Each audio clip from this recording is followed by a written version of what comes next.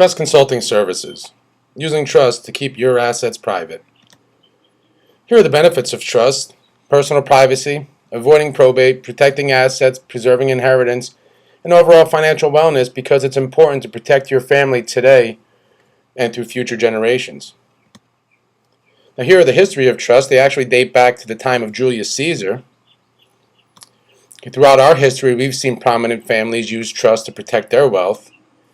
And of course, we've seen the privacy aspect when it comes to purchasing property, like with Walt Disney when he bought his Orlando property to build his major theme park. So in the words of the great John D. Rockefeller, control everything, own nothing. So why don't more people use trust? Well, there's a lack of knowledge and understanding, and many believe it to be costly and requires expensive attorney's fees. So for that reason, a lot less than 1% of the population actually utilize and understand trust, and that's primarily the wealthy, despite it being easier and more cost-effective than most people would ever understand. The main reason to use trust is to avoid probate and the attorney's fees that go with that, and lawsuits in general, because let's face it, America is a very litigious society, and attorneys everywhere are being paid to sue you for your assets, and there's a few of them. So which property should you put into a trust? Well, actually, we believe anything that's got value should go into a trust, so really all of it, because if you don't own it, they can't take it. Here are the key components of a trust. First, there's the trustee, and the trustee holds legal and equitable title to the real property or personal property, subject to the direction of the beneficiary. Okay, so it's more like a manager, if you want to look at it that way. Whereas the beneficiary is, they retain the power of direction over the trust, the beneficial interest, so to speak, right? So they have the power to choose to delegate that direction to another individual or entity. The goal of the trust is to manage and secure a trust asset. See, the trustee must always put the best interest of the trust and its beneficiaries before his own. The other goal is to protect the interest of the beneficiary, because the primary purpose of a trust is to keep assets private and away from public domain. So the trustee is not to disclose the beneficiary details unless ordered by a court or if directed by the beneficiary. Now, here are the types of trusts we provide. There's land trusts to keep your real estate investments private, personal property trust for cars, jewelries, investment accounts, anything like that. There's management trust also for investment accounts, trust entities, and estate management. And then your living trust pulls it all together and provides the direction with regard to your disbursement of your assets. So we actually have a full multi-estate trust setup that gives you complete privacy. Now, are your assets exposed? Well, let's look at John and Jane Smith. Here they've got their property on public domain along with their mailing address. So having this information out on county record informs the world about the property you own. So you want to avoid this kind of exposure, because exposure creates liability. Creditors can use court judgments to seize your personal property if you allow them to do so. The additional ownership liability is comes with having your name attached to properties, can create additional lawsuits. Okay, slip and fall, things like that. So now you'll see that John and Jane have taken their name off, and they've got their property in the Main Street Land Trust with ABC Corp as the trustee, and the P.O. Box mailing address now out there in Safe Now in New York. Okay, so this is the way to avoid unnecessary headaches, but still remain in control of your assets. The other benefits of land trust is there's no due on sale clause if you've got a mortgage.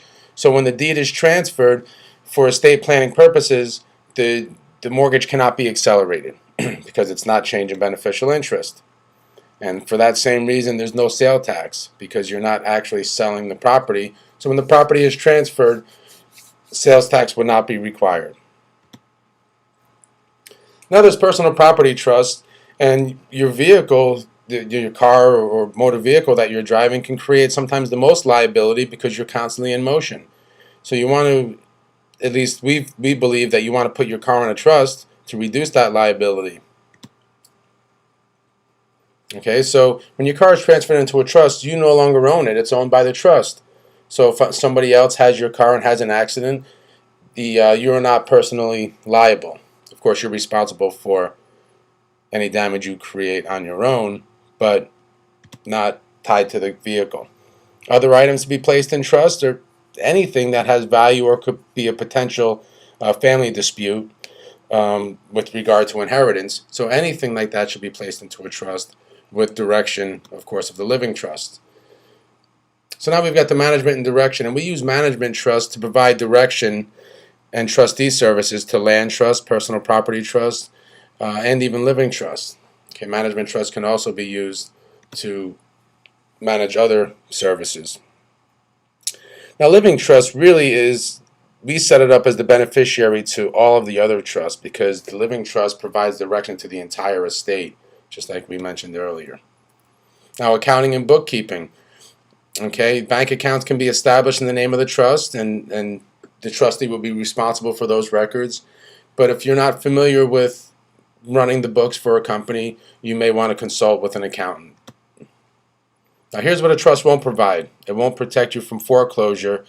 Okay, so if the property is owned by a land trust or living trust, it won't stop a bank foreclosure because the trust is responsible for the deed, whereas the borrower, whoever had the contract, must still settle the debt or litigate the debt if they have a dispute in court.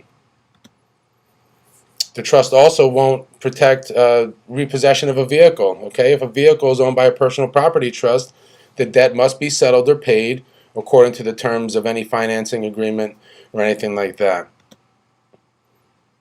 Okay, while most of our trusts are private express trusts, there are some statutory laws in states that we should be aware of. For example, land trusts, sometimes some states have laws such as Florida, and they've got the Land Trust Act, okay, and statutes about how it works in that particular state.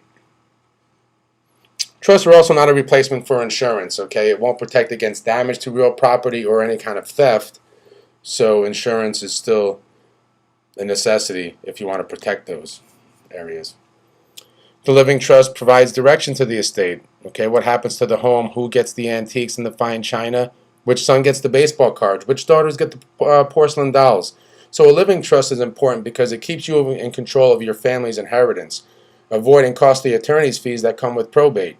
Okay, why pay an attorney to disperse your assets that you worked hard for?